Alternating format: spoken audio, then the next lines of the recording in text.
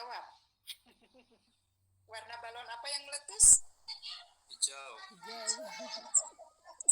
Siapa yang jawab hijau, Kak Adi?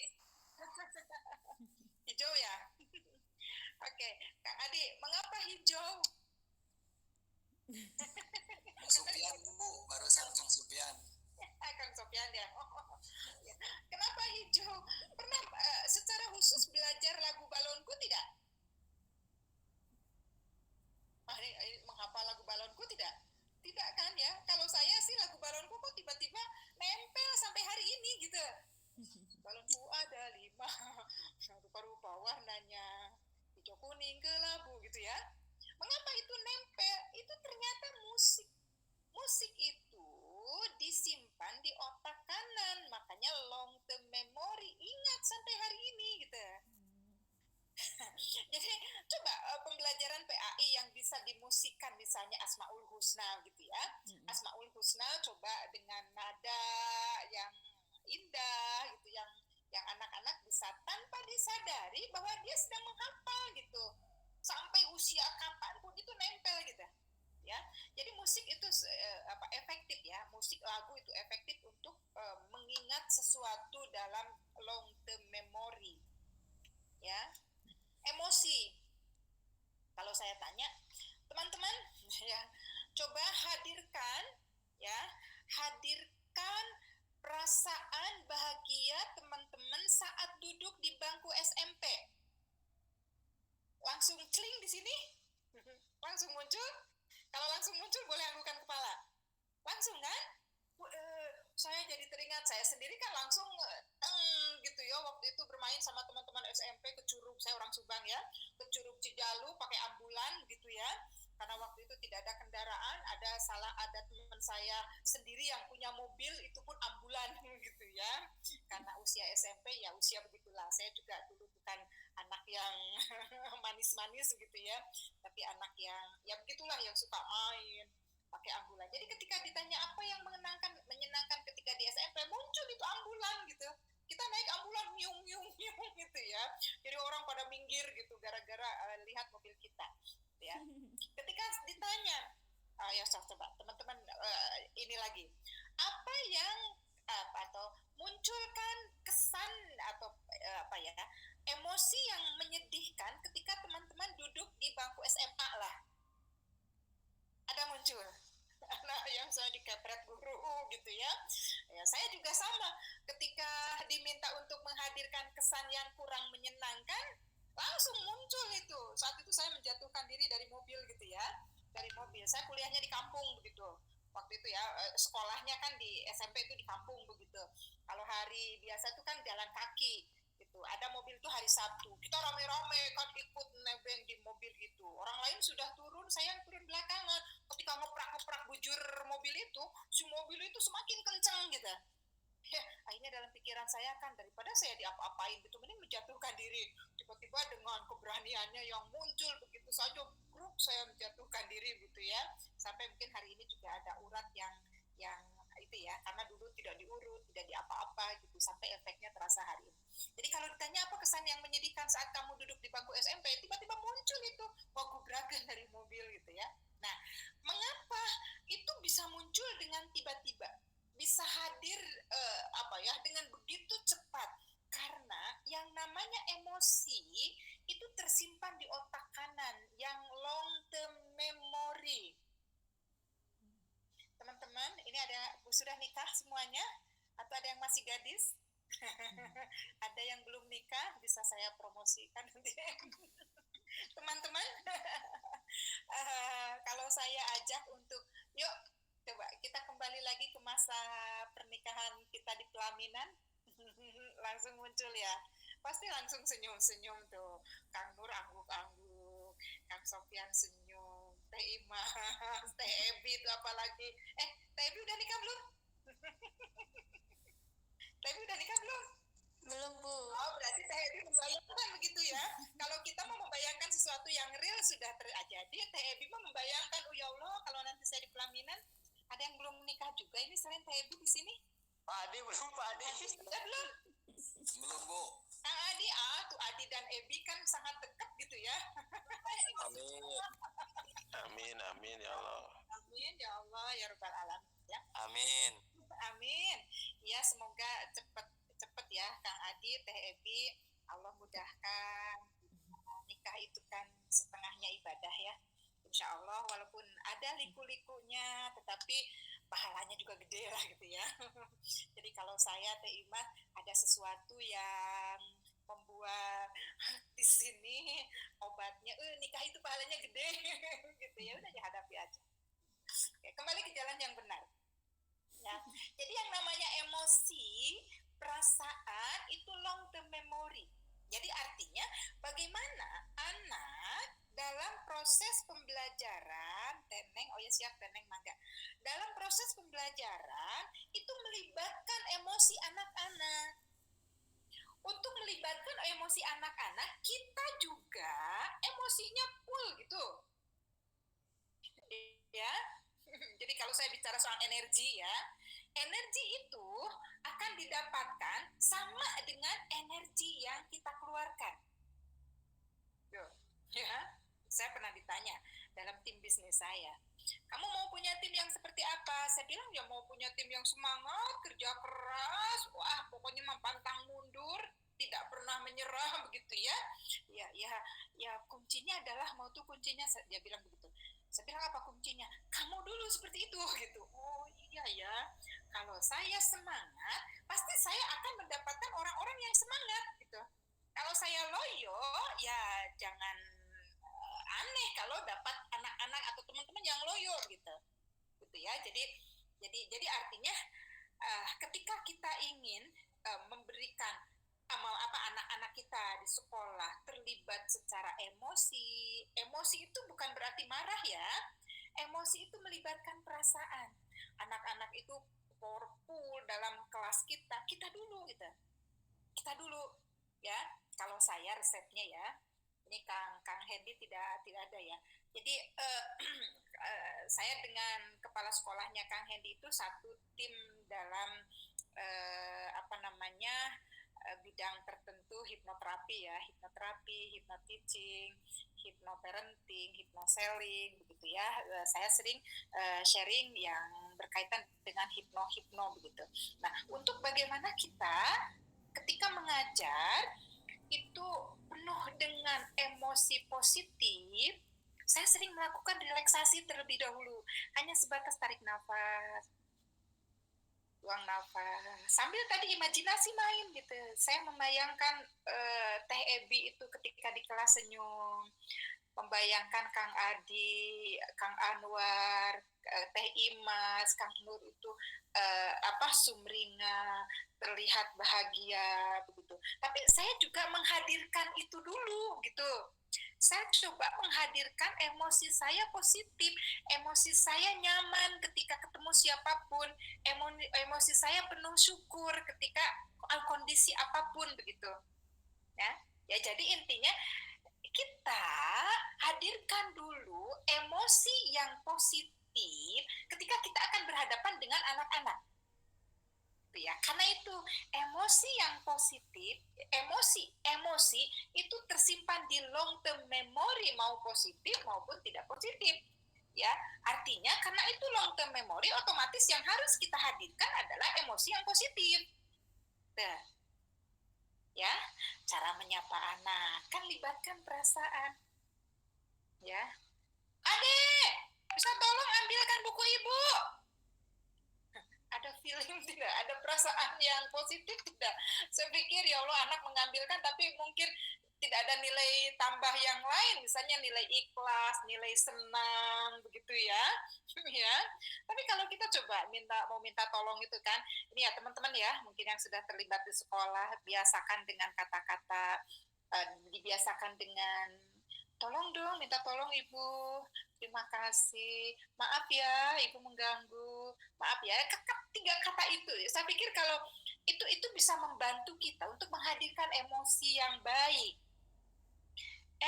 Misalnya ya, anak muridnya namanya Adi misalnya, Adi, maaf, ibu bisa minta tolong, apa bu, misalnya, itu ketinggalan, ya, ketinggalan gitu ya. Ini kalau seni komunikasi ya, seni komunikasi komunikasi yang melibatkan perasaan, mainkan ekspresi. Adik, ibu ketinggalan tas tadi di gedung sebelah gitu ya. Ibu sekarang mau ngajar, gimana ya Adi, boleh nggak ibu minta tolong? Kira-kira Adi senang tidak dengan mendapatkan ya dimintai tolong dengan komunikasi yang seperti itu? Kang Adi kira-kira senang nggak? Senang kalau tidak ada kerjaan apa ya? Iya, tapi intinya ya apapun libatkan perasaan. Di, ambilkan tas ibu dong di ruang sebelah. Kata Kang Adi, ya Allah, etanya yang minta tolong, yang nyuruh menite ada gitunya, cing atuh gitu kan. Kalau bahasa kita, cing atuh basa-basi pakai minta maaf ke gitu ya. Sudah diambilkan tas, tidak mengucapkan terima kasih lagi ya, langsung diambil jawang, langsung pergi. Jadi seni komunikasi yang penuh dengan emosi, begitu ya. Oke, jadi kembali lagi ke topik bahwa emosi, perasaan itu long term memory, disimpan di jangka panjang. Bagaimana mendesain pembelajaran nanti yang aktivitasnya penuh dengan emosi positif, gitu ya, penuh dengan rasa yang membuat anak bahagia, syukur, damai, gitu ya. Oke, menyeluruh itu melibatkan seluruh aspek fisik ataupun psikis ya. Nah, jadi ini teman-teman bagaimana otak kita bekerja ya. Jadi artinya nanti ketika mendesain pembelajaran, bagaimana teman-teman juga melibatkan ini, anak diajak untuk berimajinasi, memunculkan kreativitas. Saya sangat yakin semua anak itu kreatif. Semua anak itu punya sesuatu, punya yang pada akhirnya ya aha gitu ya. Dalam quantum learning kan ada aha gitu ya. Anak pada akhirnya bisa sampai mengatakan itu karena menemukan sesuatu. Ya, hari ini ketika kreativitas anak, inovasi anak tidak muncul, itu jangan-jangan guru memang tidak menghadirkan itu. Guru tidak memancing anak untuk bisa hadir kreativitasnya. Ya itu tadi, misalnya hanya dengan menceramahi, jadi oh ya sudah gitu. Ya, tidak ditantang untuk melakukan sesuatu dan sebagainya. Jadi begitu ya. Jadi ini saya sampaikan, saya sharingkan kepada teman-teman.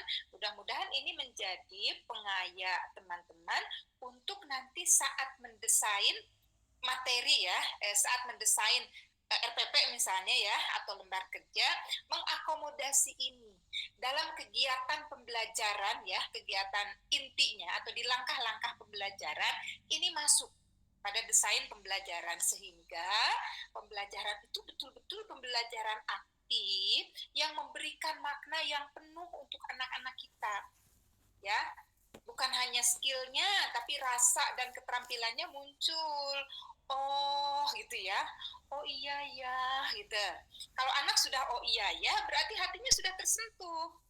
Oh iya ya, oh gitu ya. Ya, pertanyaan terakhir untuk cara kerja otak ini. Kira-kira teman-teman kalau ketemu saya 10 tahun yang akan datang misalnya, ya walaupun kita kuliahnya di Zoom begini ya, tidak ketemu langsung. Kira-kira kalau ketemu saya 10 tahun yang akan datang, yang akan diingat teman-teman nama saya atau yang lainnya? Yang lainnya, Bu. Yang lainnya ya teman-teman. Namanya mungkin hanya etatnya dulu yang ngajar sama Pak Uus ya. Mungkin namanya akan ingat setelah wah perjalanan panjang teman-teman mengkoneksikan. Oh iya ya, itu tuh si Bu Yeti yang pernah sharing tentang cara kerja otak gitu ya. Yang apa begitu. Itu nama Yeti itu teringat ketika misalnya oh iya ya si Bu Yeti kalau ngomong itu tangannya pakupis gitu. Oh kalian ya dengan otak kanan ini baru otak kiri teringatkan ya. Jadi kata-kata itu kan otak kiri ya, otak kiri. Nah otak kiri ini dikuatkan oleh otak kanan. Jadi intinya itu ya, bagaimana teman-teman nanti mendesain RPP, lembar kerja, terutama RPP ya, misalnya RPP, langkah-langkah pembelajarannya ini mengakomodasi cara kerja otak ya. Oke, ini yang pertama. Ada pertanyaan sampai sini? Mau saya tutup slide-nya atau lanjutkan dulu? Kalau ada mau dibuka pertanyaan dulu silahkan, atau kita lanjutkan dengan pembelajaran sharing pembelajaran aktifnya. Dilanjut dulu ya, nanti sisa waktu setelah ini kita coba tanya jawab ya. Nah, jadi dari dari cara kerja otak, piramida pembelajaran ya, kita coba rancang desain pembelajaran aktif ya. Ini yang saya sharingkan bukan pembelajaran yang sempurna, tetapi mungkin bisa menginspirasi teman-teman ya untuk mendesain PAI, kira-kira untuk konten PAI seperti apa begitu ya. Saya tadi masih belum menemukan untuk pembelajaran murni PAI gitu, karena mungkin ya selama ini punten saya mendampingi teman-teman guru untuk 5 mata pelajaran yang diunkan dulu gitu ya, IPA, matematika, IPS, Indonesia, Inggris gitu. Jadi menemani guru-guru yang 5 mapel itu untuk program pendidikan berkualitas gitu ya di program USAID dan sekarang Tanoto Foundation gitu. Jadi saya coba videonya juga mengangkat mereka. Video itu memang tidak sempurna, tetapi paling tidak bisa menginspirasi bahwa pembelajaran aktif itu yang dimaksud melibatkan anak itu seperti apa. Oke.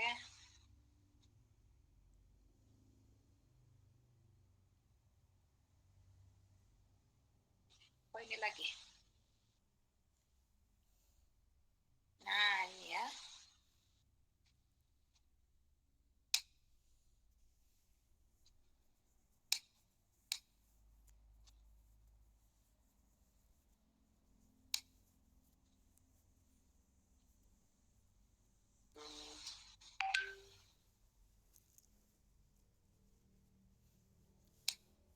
Oke. Sebentar.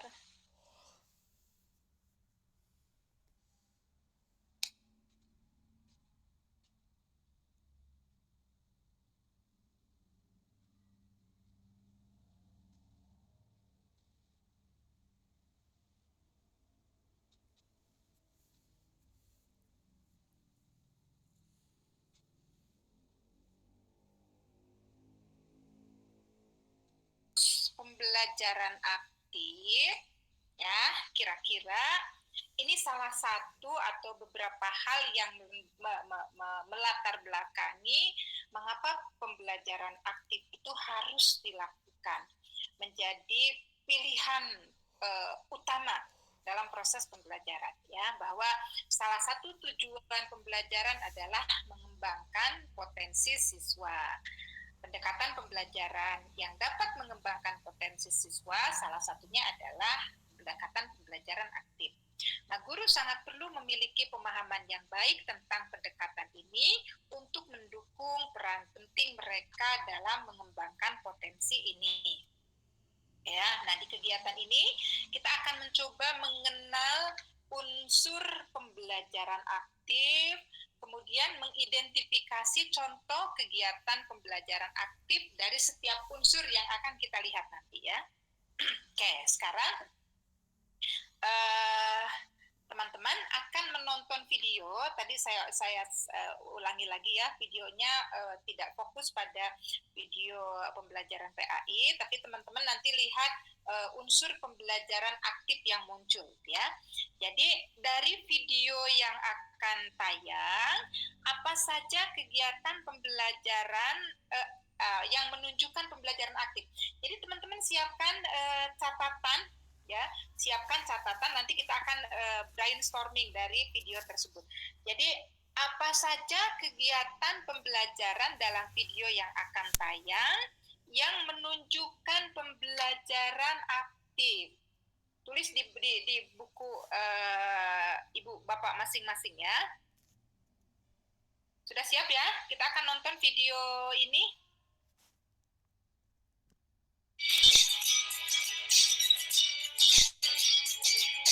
Apa yang kamu rasakan kemarin ketika terjadi gempa? Saya merasa sangat takut dan saya merasa sangat trauma. Tapi kondisinya, suasananya gimana? Orang-orang pelarian dan panik. Ada yang membantu, ada yang kebingungan. Nah, marilah kita belajar lebih jauh tentang gempa. Kenapa kali bening bisa mengalami sampai dengan seperti ini ya. Di LK individu ini kamu akan melakukan percobaan dengan bagaimana ketika dua lempeng bergerak. Kotak kardus dipotong menjadi 2 bagian sama besar. Lalu tuangkan pasir lembab ke dalam kotak dan ratakan dengan tangan. Amati apa yang terjadi pada pasir dalam kotak. Tentukan apa yang tercipta. Di sini terlihat ada retakan sehingga ada daerah yang lebih tinggi dan ada daerah yang lebih rendah. Ada yang terbentuk patahan.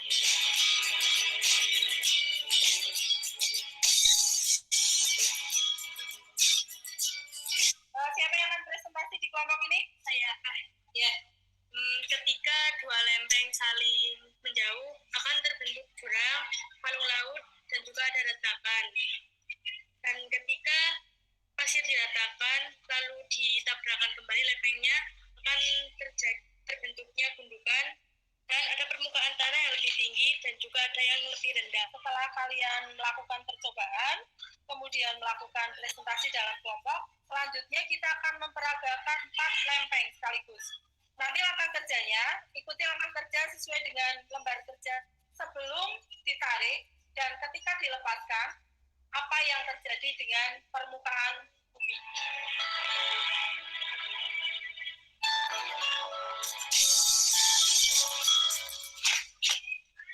Yang tercipta adalah gundukan-gundukan tanah dan daerah yang lebih tinggi dan daerah yang lebih rendah. Gerakan ini menyebabkan terbentuknya daerah yang lebih rendah dan lebih tinggi dan menyebabkan longsor. Hal ini seperti yang terjadi di Kali Bening. Setelah saya cari di sini, memang benar itu adalah lipatan tegak. Ciri-cirinya adalah tegak lurus terhadap bidang lipatan. Baiklah, selanjutnya kita akan melakukan peragaan tentang peristiwa gempa bumi. Kalian menuju ke alat peraga gempa bumi, akan saya bagi LK4. Peragakan peristiwa gempa bumi dengan cara putar roda di samping alat perlahan. Dengan memutar roda perlahan, apa yang terjadi? Mengapa demikian? Langkah yang kamu lakukan merupakan simulasi gempa bumi sesungguhnya. Ada retakan dan rumah-rumah penduduk dan lingkungan sekitarnya menjadi hancur, terjadi longsor, pepohonannya tumbang.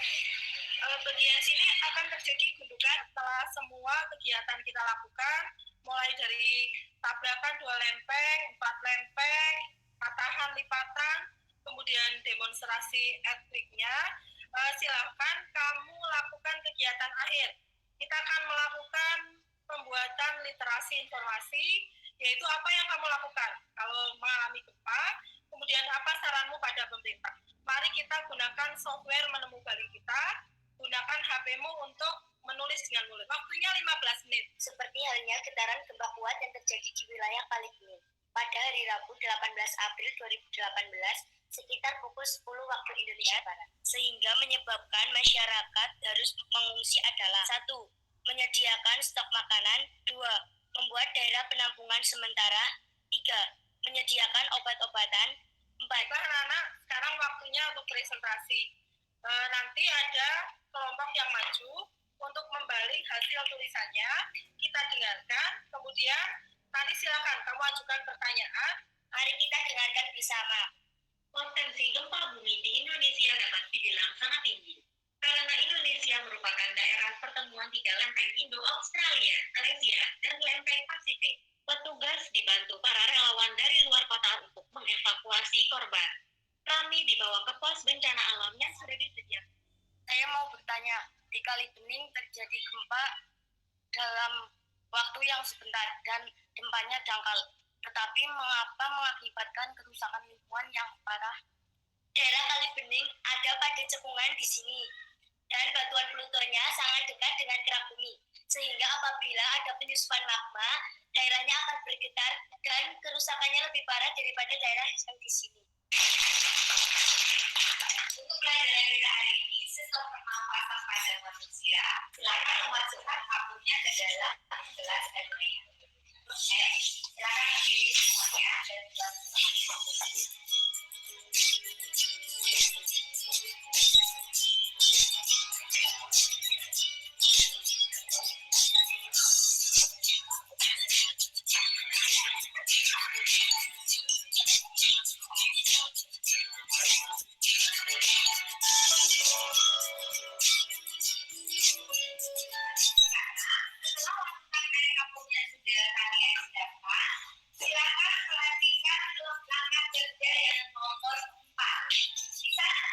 kalian masukkan pipet di mana ada dua perlakuan. Hembuskan nafas dengan menggunakan pipet.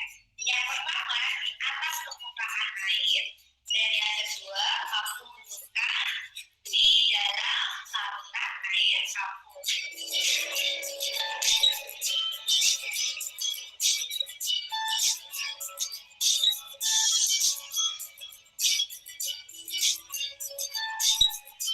Sekarang menuliskan hasil pengamatan kalian. Silakan berdiskusi dengan kelompoknya apa yang kamu amati.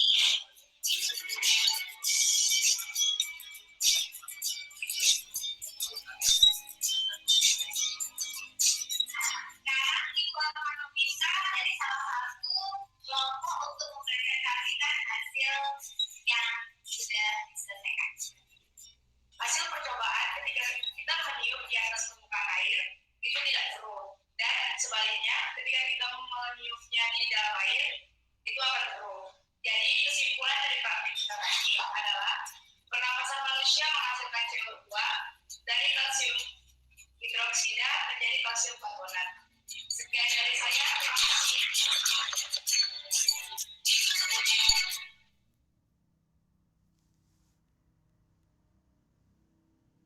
Oke, ya. Sebentar, harus slide.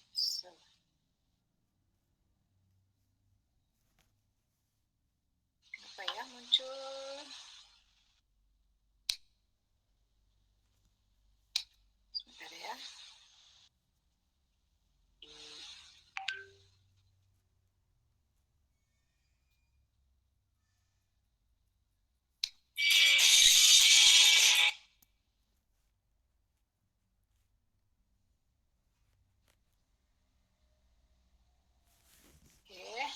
Oke. Sebelum dilanjutkan ya,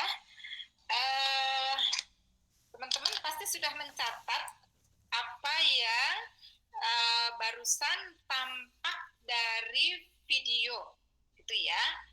Kegiatan yang dilakukan oleh anak-anak, apakah mengamati, mempresentasikan, melakukan percobaan, dan sebagainya ya. Oke, sekarang disimpan dulu catatan teman-teman. Nanti kita akan buka lagi setelah kita melihat slide yang berikutnya.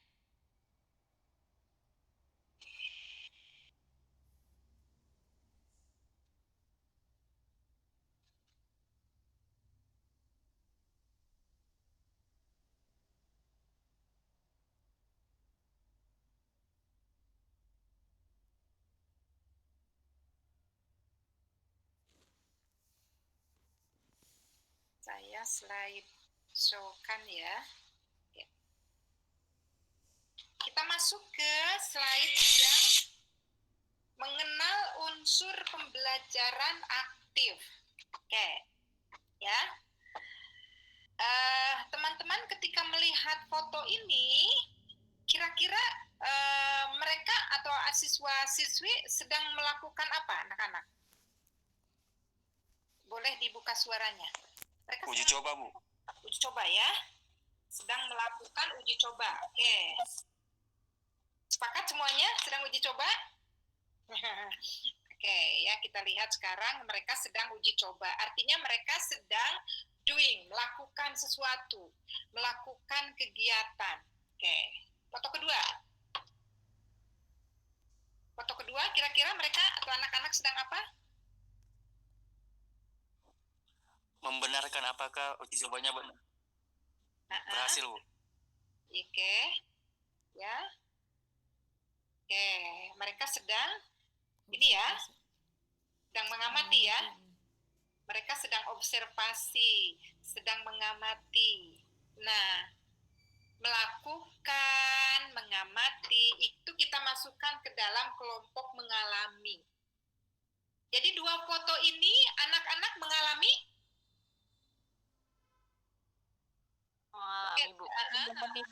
Ya, mengalami ya. Teman-teman boleh kalau tidak ada gaduh suara di sekitar teman-teman, audionya di on kan saja supaya kita bisa lebih interaktif ya. Jadi foto 1, foto 2 ini menunjukkan kalau anak-anak itu mengalami, tadi ingat kepada piramida pembelajarannya, anak mengalami, melakukan, mengamati, gitu. Ya, beda rasanya dengan hanya diceramahi. Ya, oke. Foto selanjutnya. Nih, kira-kira apa yang dilakukan anak-anak? Tebak-tebakan. Makan, Bu. Ya. Diskusi gitu. Diskusi ya. Mereka sedang diskusi ya. Kira-kira ya dari ekspresi itulah anak yang nunggu, yang direspon oleh ini, kemudian ini menulis, mereka sedang diskusi ya. Artinya dari diskusi itu kan terjadi proses interaksi, proses pertukaran gagasan antara dua orang atau lebih. Bisa jadi urutannya setelah mereka mengamati, ya, melakukan sesuatu, mereka diskusikan, oh menurut aku begini, kalau anak-anak kecil ya, oh menurut saya itu begini, rasanya yang ini deh gitu ya. Itu terjadi interaksi, terjadi pertukaran antar gagasan ya, antar dua orang atau lebih. Ini apa nih? Kira-kira mudah ditebak kali ini ya. Kira-kira apa nih? Presentasi, Bu. Presentasi. Presentasi itu kalau di 5M apa kira-kira? Kalau dari 5M mengkomunikasikan ya. Bukan mengkok tapi mengok ya. Mengomunikasikan. Jadi mereka mengomunikasikan apa yang sudah mereka interaksikan gitu. Komunikasi. Proses menyampaikan gagasan, pikiran atau perasaan kepada orang lain. Apa bedanya interaksi dengan komunikasi? Coba siapa yang akan berpendapat? Bedanya interaksi dengan komunikasi? Kalau interaksi mah melibatkan banyak orang ya, Bu. Ya? Interaksi itu melibatkan banyak orang, kalau komunikasi mah antara dua pihak gitu ya. Ya, kalau komunikasi satu arah gitu ya. Ya searah gitu. Kalau komunikasi satu arah, kalau Satu arah. interaksi kan Melibatkan bisa multi arah gitu ya, multi-arah, iya. melibatkan banyak orang, proses pertukaran. Kalau mengkomunikasikan hanya bukan kita, mengkomunikasikan itu satu arah gitu. Ya. Nah, kalau melihat gambar ini kira-kira ini sedang apa? Sedang berkontemplasi. Sedang berkontemplasi ya. Iya, tapi bukan melamun ya. menganalisis. Refleksi. Bukan refleksi ya. Oke, jadi tahapan akhir adalah refleksi. Artinya proses memikirkan makna dari belajar yang dialami, baik itu materi ataupun pengalaman belajarnya. Ya, jadi bukan hanya materi, oh saya tadi mendapatkan ini, oh saya tadi mendapatkan materi wudhu, oh saya mendapatkan hadis ini. Tetapi juga pengalaman belajar yang dilakukan oleh ketika diskusi kelompok tadi saya senang sekali. Ya, ketika saya diminta untuk presentasi, ya Allah, rasanya saya bahagia karena saya bisa bicara di depan orang lain gitu, di depan teman-teman. Itu refleksi. Ini menjadi bagian penting dari tahapan pembelajaran. Refleksi ini bisa menjadi tolak ukur anaknya sendiri atau kita sebagai guru gitu, ya. Nah, refleksi ini bisa dipicu dengan pertanyaan ini. Pengetahuan dan kemampuan yang kamu peroleh itu apa yang masih membingungkan, bagaimana proses belajar kamu tadi, oh ya, alhamdulillah nih tadi lancar, perasaan kamu bagaimana, oh saya senang, saya bahagia, wah pokoknya happy belajar hari ini, ya, itu penting ya. Jadi teteh-teteh akan kalau mengajar, refleksi ini menjadi bagian penting dari tahapan pembelajaran kita, karena kita bisa mengukur ternyata anak-anak itu bete gitu ya. Nah, dari yang tadi kita lihat di 3 slide ini, ada mengalami, ada interaksi, ada komunikasi, ada refleksi. Nah, ini yang satu akronim dengan mikir gitu ya. Ini istilah yang kami gagas beberapa tahun ke belakang ya tentang pembelajaran aktif. Jadi harus mikir katanya ya, mikir itu ya anak mengalami, ada interaksi, ada komunikasi, ada refleksi begitu ya. Jadi mikir ya. Ya. Dari slide ini kira-kira teman-teman bisa saya yakin mudah-mudahan bisa dicerna dengan baik. Ya, karakteristik pembelajaran aktif ini yang passive learning, dia hanya menerima informasi atau ide. Kalau yang active learning ini gitu ya, ada experience, ada dialog, ada refleksi gitu ya. Ini yang yang diambil dari referensi ini, briefing. Ya, ada experiences, ada dialog, ada reflection gitu ya. Ini yang menunjukkan pembelajaran aktif gitu. Oke ya, teman-teman. Nah, sekarang kita akan masuk pada tadi mengelompokkan kegiatan berdasarkan video ke dalam 4 kategori ini, mengalami, interaksi, komunikasi, atau refleksi. Ya, masih ingat kan ya? Masih ingat ya? Oke, coba slide-nya ini tidak bisa bisa diisi ya? Oke, yuk. Kira-kira hasil temuan teman-teman dari video tadi, kegiatan apa saja yang masuk pada kelompok mengalami? Yuk, saya tulis. Tadi yang ke kardus, Bu. Pasir ke kardus. memasukkan Pasir ke kardus. Tentang lempengan bumi, Bu. Pasir ke kardus. Terus? Apa lempengan bumi? Simulasi gempa. Simulasi gempa ya. Tadi ada simulasi gempa ya? Ya, Bu. Mohon, Bu. Simulasi gempa. Meniup air kapur, Bu. Meniup air kapur. Ada? Meniup air kapur. Nah, ada 3 ya, baru 3 nih. Baru 3 kegiatan. Oke, interaksi. Interaksi apa tadi yang terlihat?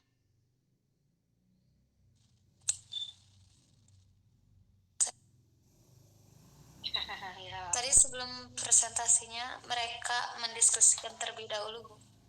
Mendiskusikan apa Teh Ebi? Yang mau dipresentasikan tentang apa? Yang gempa bumi itu. Mempresentasikan gempa bumi itu ya? Ya, sebelum. Ada kegiatan interaksi apa lagi? Yo, masih ingat? Masih ingat lagi?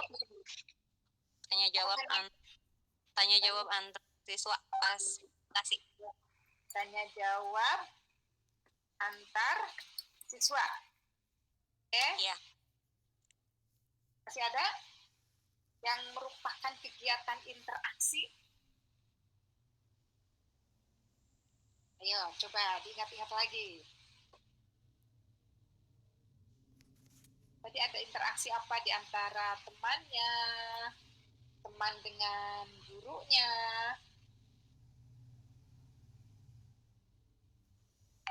Tapi yang 2 ini tadi terlihat ya, diskusi gempa bumi, diskusi antar siapa? Ini antar teman atau bersama guru? Kelompoknya, Ibu.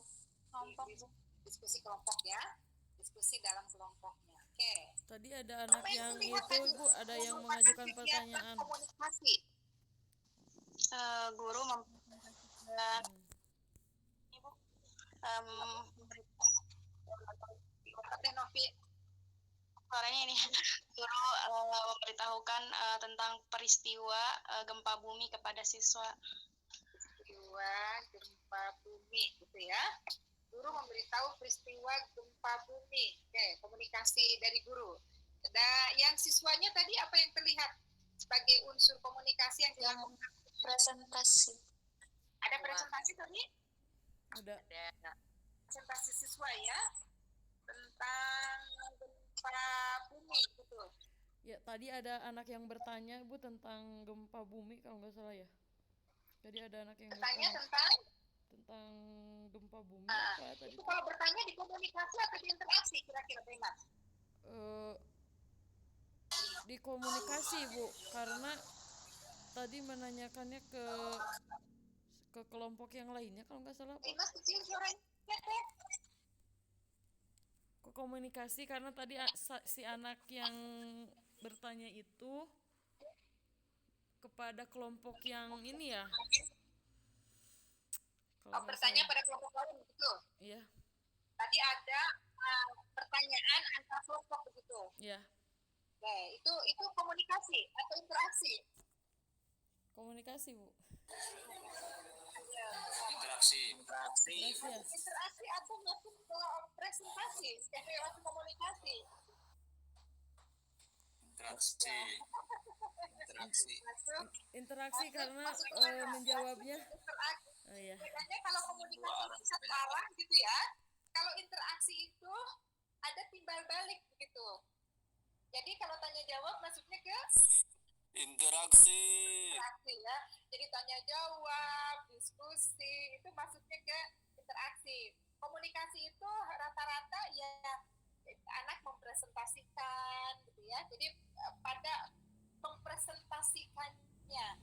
Kalau komunikasi tulisan berarti anak menuliskannya gitu ya. Menyampaikan laporan melalui tulisannya. Oke. Refleksi, apa yang terlihat tadi dari kegiatan refleksi anak-anak dengan rambu-rambu ini? Proses memikirkan makna belajar yang dialami, baik materi maupun pengalaman belajar. Tadi ada refleksi? Ada Bu yang tentang gempa bumi itu gitu. Apa tadi katanya Teh Hebi? Yang tadi mereka ke Google, bukan Ibu kalau nggak salah. Dampak tentang gempa bumi kalau tidak salah Bu. Itu masuk ke refleksi atau masuk ke proses apa yang tadi? Jadi ada pencarian di Google ya.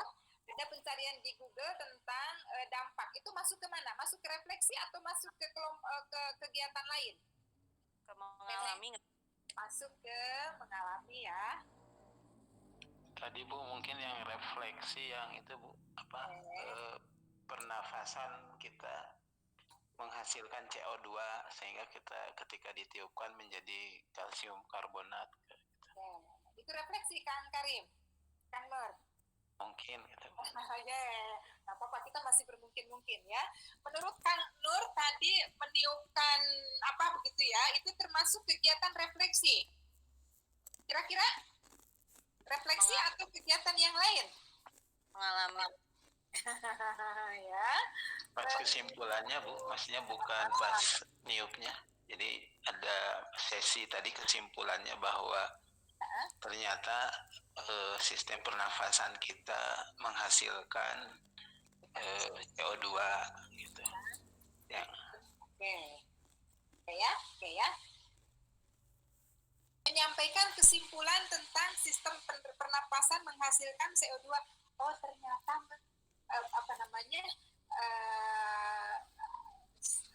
sistem pernapasan kita menghasilkan.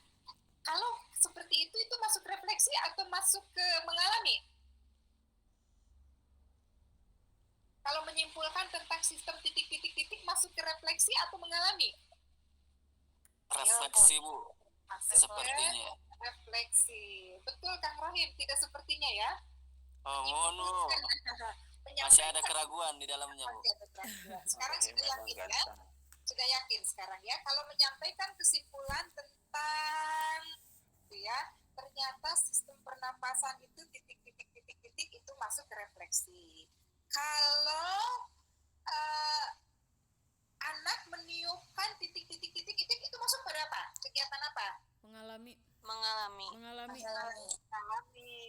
Tadi kan meniup apa tadi? Meniup air kapur gitu ya. Yang apa tadi? Mencari informasi mencari informasi dari apa tadi ya, handphone ya, dari internet melalui media HP itu mengalami gitu ya. Jadi refleksi itu apa ya, proses memikirkan makna dari belajar yang dialami.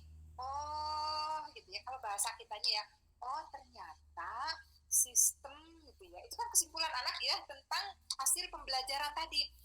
Oh ternyata kalau air oh ternyata ya, ya saya sering praktek air ya, air jadi asam jadi basah gitu ya, di apa namanya, di kerjaan saya yang lain di bisnis kangen water saya gitu ya.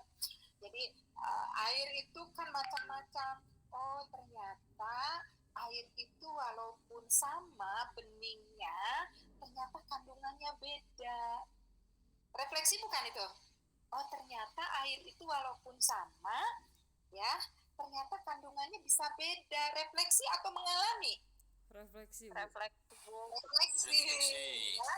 Kalau saya mencampur sama netes-netes air, air ini jadi warnanya ungu ya, air ini warnanya hijau ya, itu refleksi atau mengalami? Mengalami.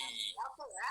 Ya, sekarang sudah paham mana kategori mengalami, mana kategori refleksi, ya, mana kategori interaksi, mana kategori komunikasi, ya. Walaupun di interaksi juga kan ada komunikasi, betul tidak? Di interaksi ada komunikasi. Betul, Bu. Betul. Iya, betul. Tetapi penekanannya kalau di interaksi itu ada TikToknya gitulah ya. Ada salingnya. Menurut kamu gitu. Coba, apa yang kamu pikirkan tentang ini? Oh, kalau menurut aku begini. Ya, kalau komunikasi itu satu arah, ya. Teman-teman, saya akan menyampaikan hasil kesimpulan percobaan yang kelompok kami lakukan, bahwa penyebab terjadinya gempa adalah titik. Itu komunikasi. Ya, sampai di sini paham ya? Jadi nanti teman-teman ketika mendesain pembelajaran PAI, mungkin ini ya, mengalami interaksi, komunikasi, refleksi, ini bisa menjadi alternatif tahapan pembelajaran. Seperti saintifik, pendekatan saintifik yang 5M itu, begitu ya. Itu yang menanya, mengamati, dan sebagainya. Ini boleh dicobakan nanti. Bu Yeti, ini urutan bukan. Ini bukan urutan. Jadi teman-teman bisa memulainya dengan interaksi dulu, misalnya ya, dari mengalami langsung ke komunikasi, dari komunikasi baru diinteraksikan. Menurut kamu bagaimana? Ini boleh ya, ini boleh urutannya boleh tidak berurutan ya, kecuali refleksi. Kalau refleksi mah harus disampaikan di akhir pembelajaran, tapi di tengah boleh ya, setelah interaksi refleksi. Oh begini ya, ternyata warnanya gitu ya, oh aku seneng, oh dan sebagainya, boleh begitu ya, tapi di akhir juga ada refleksi secara visual. Jadi ini salah satu tahapan yang dikemas menjadi akronim mikir yang mungkin bisa menjadi alternatif teman-teman nanti ketika mendesain PAI. Nah teman-teman, kira-kira tadi kan videonya lebih ke IPS ya, sosial dan sains ya. Nah untuk pembelajaran PAI kira-kira bisa? Bisa, Bu. Bisa. Sangat bisa. Materi apapun menurut saya ya bisa dilakukan dengan pola ini. Termasuk juga materi Al-Quran gitu ya. Al-Quran bagaimana supaya anak mengalami dulu. Bagaimana supaya terjadi interaksi. Apalagi ketika Al-Qurannya dalam konteks materi tadabbur Quran misalnya. Itu sangat bisa dilakukan seperti ini. Dalam konteks membaca Al-Quran pun saya pikir ya anak suruh mengalami dulu, ya coba kamu bacakan dulu gitu ya. Bacakan dulu, interaksinya seperti apa, coba kamu ya, berdua berpasangan misalnya ya. Bacaannya tadi saling membenarkan, oh aku baca bismillahirrahmanirrahim, kamu bagaimana, misalnya pengucapan selahnya misalnya ya kurang bismillah, kurang tarkik misalnya ya. itu alahnya tarkik misalnya. Bisa di antara mereka dulu berinteraksi gitu ya. Dalam proses interaksi itu kan ada penguatan guru gitu. Jadi menurut saya PAI juga sangat syarat untuk sangat memungkinkan untuk dilakukan dengan cara seperti ini. Yang selanjutnya, nah ini yang penting ya, bukan yang penting, ini juga bagian dari penting. Bagaimana mengidentifikasi pembelajaran aktif dengan cara seperti ini, ya. Apa yang dilakukan guru untuk memunculkan anak aktif, ya. Jadi anak tidak akan ujug-ujug melakukan percobaan kalau gurunya tidak memunculkan anak untuk melakukan percobaan. Termasuk bagaimana guru merespon, ini penting, ya. Respon guru terhadap kegiatan anak itu seperti apa, gitu ya. Itu juga harus kita pikirkan, gitu. Coba ya. Kita masuk ke slide ini. Sekarang kita coba latihan unsur pembelajaran aktif di mata pelajaran PAI. Oke, ya, ini contoh ya, harusnya slideshow ya. Oke, coba saya slideshow-kan dulu ya, nanti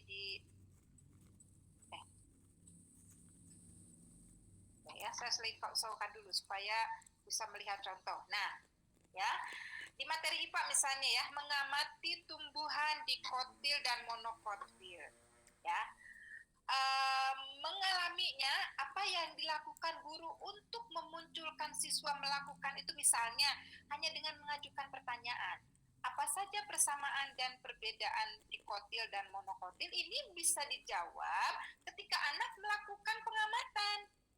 Kalau dikotil ini begini, monokotil ini begini berdasarkan pengalaman. Respon gurunya seperti apa ya? Respon gurunya memperhatikan, mengajukan pertanyaan, memberikan apresiasi dengan, "Wih, kamu bagus, pengamatan kamu luar biasa, wih, kompak kelompoknya," dan sebagainya ya. Jadi apapun yang dilakukan anak dalam konteks proses pembelajaran, guru harus meresponnya, memberikan respon, ya, memperhatikan dengan pertanyaan atau dengan memberikan apresiasi, gitu ya. Oke, nah sekarang kita coba mengalami untuk konteks PAI. Coba kira-kira mau mengambil kegiatan apa? Silakan. Saya berikan keleluasaan teman-teman. Pengurusan jenazah, Bu. Ya, apa yang dilakukan siswa mengurus jenazah gitu ya? Mengurus jenazah. Apa yang dilakukan guru untuk memunculkan siswa melakukan ini, pengurusan jenazah? Coba. Guru arahkan siswa untuk mencari kapur barus, mencari air, mencari ember. Guru mengarahkan siswa untuk, nah yang dimaksudkan, yang dilakukan guru memunculkan itu Kang Rosadi, Kang Anwar, apa yang diperintahkan oleh guru agar siswa itu bisa melakukan ini, mengurus jenazah dengan baik misalnya ya, mengurus jenazah dengan baik. Dari mulai memandikan. Ya, itu ada di kegiatan ininya ya. Tapi apa yang diinstruksikan guru? Guru bertanya tentang apa saja alat yang dibutuhkan untuk Guru menyampaikan pertanyaan, ya. Guru menyampaikan pertanyaan, apa sajakah alat yang dibutuhkan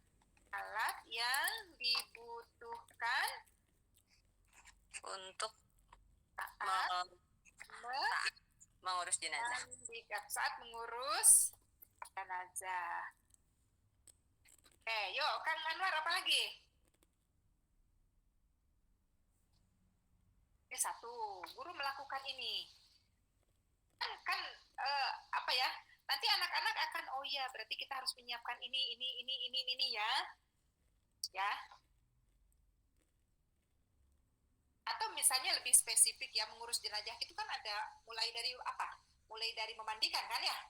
Memandikan, kemudian kafani, penjelasan, gitu ya. Guru ini Bu menanyakan Oke Mas, guru sunah-sunah gitu. Sunah-sunah guru bertanya tentang sunah-sunah mengurus guru jenazah bertanya tentang sunah-sunah atau atau yang langsung anak-anak itu untuk ngurus jenazah. Kira-kira apa yang guru perintahkan? Kan yang pertama ini menyampaikan apa sajakah yang dibutuhkan untuk mengurus jenazah. Oh, butuh ini.